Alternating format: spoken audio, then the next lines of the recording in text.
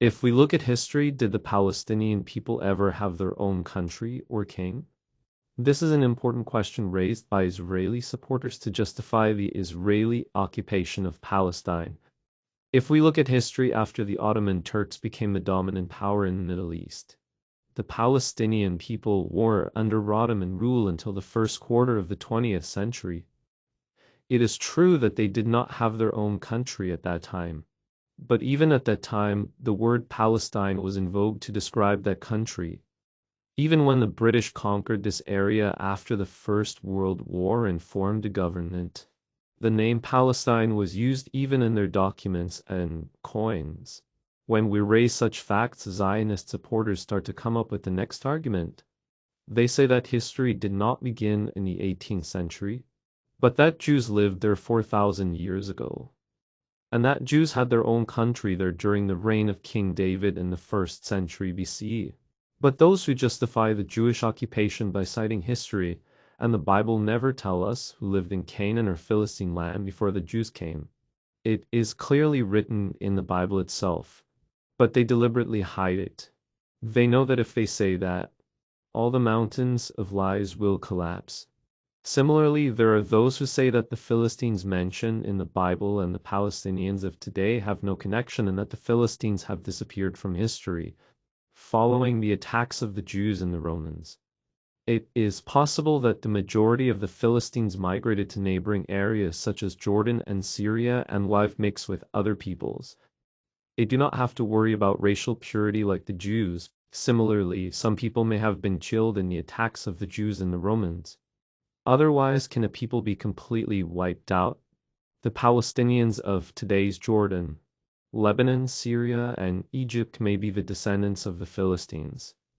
In today's video, we will discuss the interactions of Abraham, the ancestor of the Israelites, with Abimelech, the king of Palestine.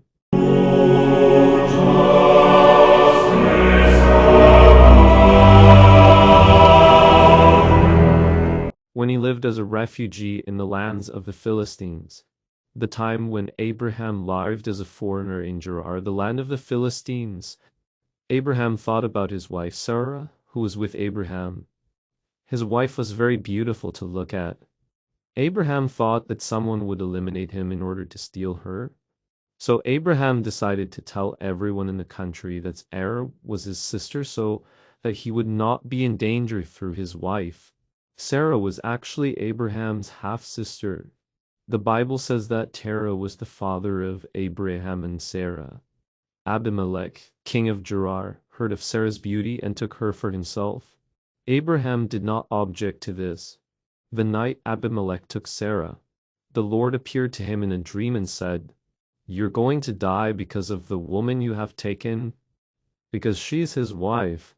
Hearing this, he said, "Will you kill an innocent person?" They said that they were brother and sister. "That is why I married her. I did this with a completely pure heart." The Lord said, "I know for sure that you are innocent. That is why I stopped you from sinning against me, so give her back to him. He is my prophet. He will pray for you, so no harm will come to you, otherwise you and your people will be killed."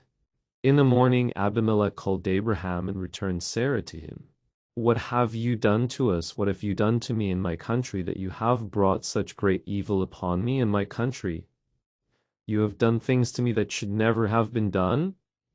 Abraham said, "I thought this is a land where there is no fear of God and that the people here will kill me to get a wife. In fact, she is my half-sister. Later, she became my wife, when I was leaving for the land of the Lord's promise. I told her this wherever we go. You must introduce me as your brother." After listening to Abraham's answer, Abimelech gave Abraham many sheep and cattle and male and female servants. He also promised that you could live anywhere in the land.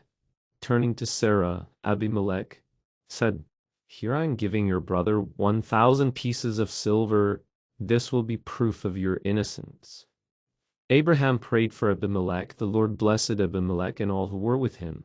After Sarah had given birth to Isaac, Abraham and Phicol, the commander of his army, made a covenant with Abimelech at Beersheba. In return for the kindness I have shown you, you must treat me and my descendants and the land in which you are living well. So Abraham lived in the land of the Philistines for a long time. Thus Abraham received much wealth and land from the Philistines in Gerar. This shows that even when Abraham, the grandfather of Jacob, the father of the Israelites, arrived in Canaan as a foreigner, there were Canaanites and Philistines there. Zionists often talk about Abraham buying land in Canaan. When Sarah died, the Canaanites felt sorry for Abraham, who was struggling without a burial place, and gave Abraham the land. If we look at later history, we can see that the biggest mistake that the Canaanites made was selling the land. We will talk about it in the next video.